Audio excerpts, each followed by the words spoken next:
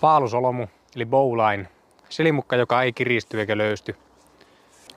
Paalusolomu toimii esimerkiksi majoitteen tekemisessä, jos sun tarvii saada harjanarun toinen pää puuhun kiinni. Kierretään tää meidän paalusolomusilimukka tästä puu ympäri ja otetaan loppuharjanaru tästä silimukasta läpi. Näin.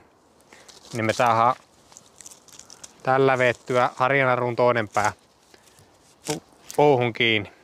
Paalusolomu tehdään niin.